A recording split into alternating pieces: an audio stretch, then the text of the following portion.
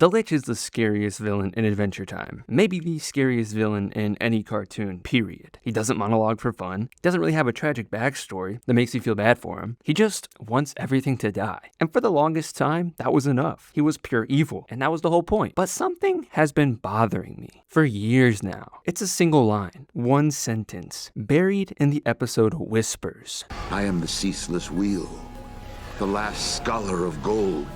Not servant, not creation, not weapon, but scholar. And for the longest time, I really had no idea what to do with it. Then, Fionna and Cake Season 1, Episode 9 came out, Casper and Nova. And there's a scene in this episode, one scene, that made that word click into place so hard, it retroactively changed how I see every single thing the Lich has ever done. So let's figure this out together, because I think once we pull on this thread, the Lich stops being the character we thought he was. And what he actually is, something way worse and kind of more tragic. We need to remind ourselves who we're dealing with exactly. And more importantly, we need to look at the version of the Lich that most of us grew up with, because that's the version we're about to break. We first catch a glimpse of the Lich in His Hero, where we learn that the great hero Billy once cast him down. He'd been imprisoned inside an ancient tree in the Candy Kingdom. Sealed away, handled, done. But if any of us thought that was the end of it, mortal folly set us straight real quick. The Lich breaks free, and from that moment on, the entire vibe of the show changes. Between Mortal Folly and Mortal Recoil, we see just how dangerous this thing really is. He's patient, he's cunning, and every move he makes is building toward one goal: kill everything. Not conquer, not rule, but total extinction. By the episode The Lich, he's killed Billy and is wearing his skin like a suit to manipulate Finn into helping him reach the time room, where Prismo the Wishmaster lives. And what was the Lich's wish? Pretty straightforward: the extinction of all life. Now after that, a bunch of stuff follows. Finn makes a counter wish, Jake fixes the timeline, there's a whole farm world saga, but none of that stops the Lich for long.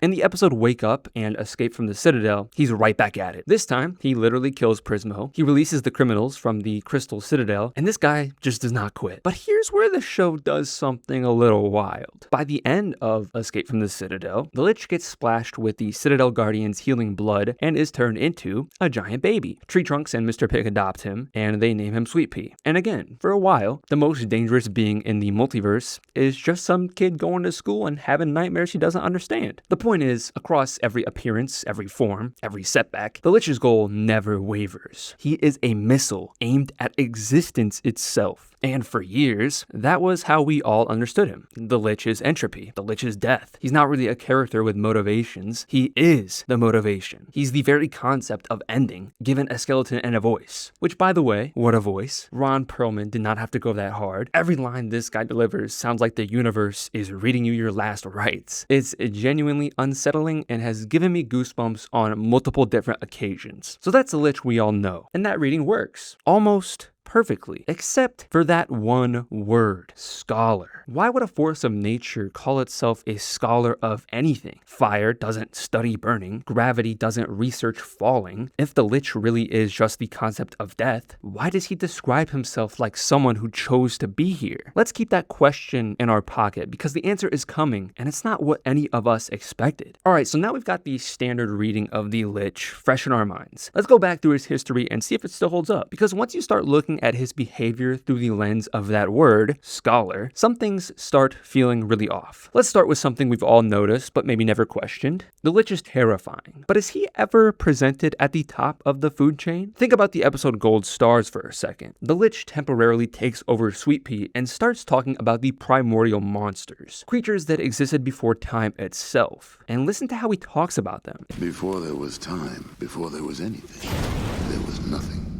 And before there was nothing, there were monsters.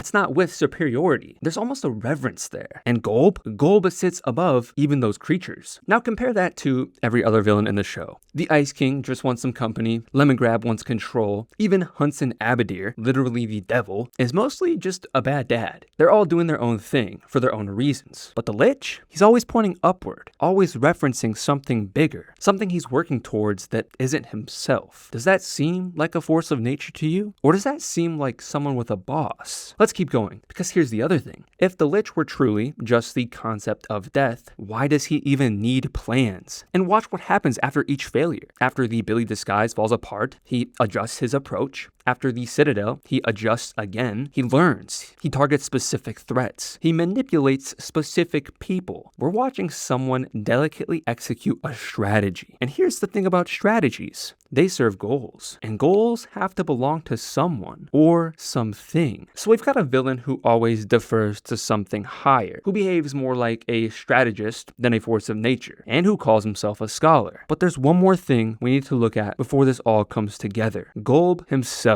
Golb is the embodiment of chaos and discord. He exists in his own dimension. He's functionally omnipotent within his domain. When he showed up in the episode Come Along With Me, it took every single character in the show working together, plus Betty literally sacrificing humanity to merge with him just to survive. So here's the question we need to ask ourselves. Does a being like that need a scholar? Does a being like that need a vessel? Does Golb need the Lich at all? Because if the answer is no, and really sit with this for a second, if Golb never needed or wanted the Lich's service, then what does that make everything the Lich has ever done? Every murder, every scheme, every apocalypse. What if none of it was ever asked for? Picture a being who has devoted his entire existence, potentially millions of years, to serving something greater, who has built every action, every plan, every moment of his life around a single purpose, who calls himself a scholar, a student, a believer. Now give him exactly what he wanted. Let him win. Let the wish work. Every living thing across an entire reality gone. The mission complete. The offering has been made. And then nothing. The God he did it all for doesn't respond, doesn't acknowledge him, doesn't even really seem to notice. What happens to someone like that? What's left of a person, or whatever the Lich is, when the one thing that gave their existence meaning turns out to have never mattered? Fionna and Cake, Season 1, Episode 7, Jerry. If you haven't seen it, what we're about to go through is going to reframe the Lich for you permanently. We're visiting the extinct world, a universe where the Lich's wish to Prismo actually worked. All life is gone, everything done. And the Lich is just sitting there, not conquering new dimensions, not spreading his influence, not doing anything. He's in the ruins of what used to be Ooh, surrounded by nothing, accompanied by Bimo. But here's the detail that gets me. Bimo has named him Jerry. Bimo genuinely thinks they're friends. And the Lich, this ancient whore, the ceaseless wheel, the terror of the multiverse, doesn't correct him. Already, something's wrong, right? This isn't the Lich we know. The Lich we know would have no patience for this. But here he is, sitting in the ruins of his own victory, letting a little robot call him Jerry. When Simon, Fionna, and Cake arrive in this dead world, the Lich does notice them. He even captures them for a short moment. And in any other version of this story, this is exactly where they die. This is the Lich at full power in a universe where he's already won. There's nothing stopping him. But he lets them go. And, this is crucial, he lets them go because he can't find a reason to do anything. Simon watches this and names it out loud. I think we're not in danger.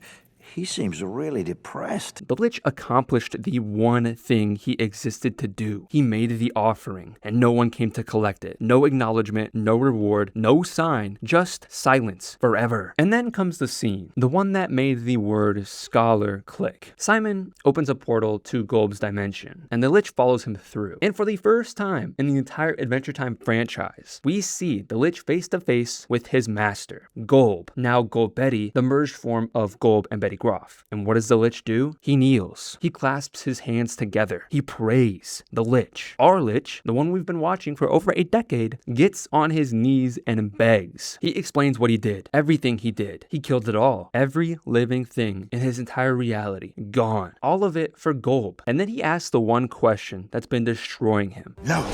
Answer me. What more could I have done? What do you want from me now?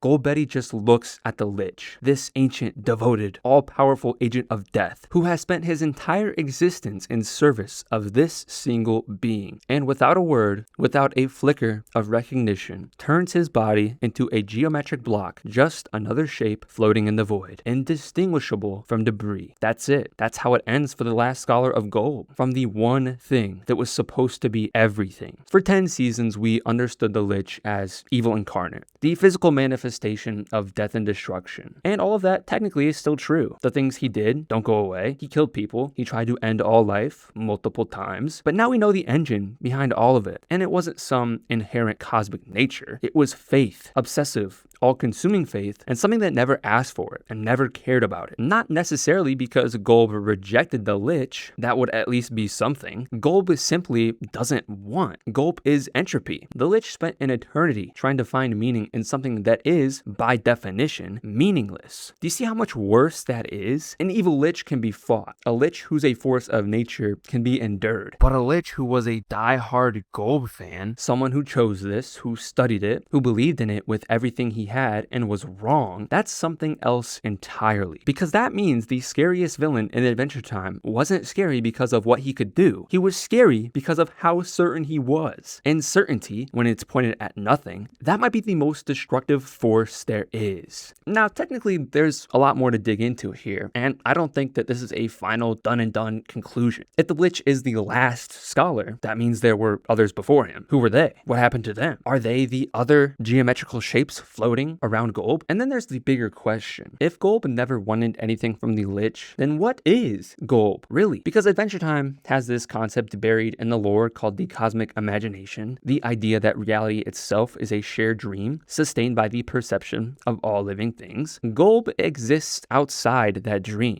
He's the void that unravels it, not on purpose, not really with intent, just because that's what entropy does, which means the Lich spent his entire existence trying to have a conversation with silence. And I don't know about you, but I think that's way more terrifying than he's just evil.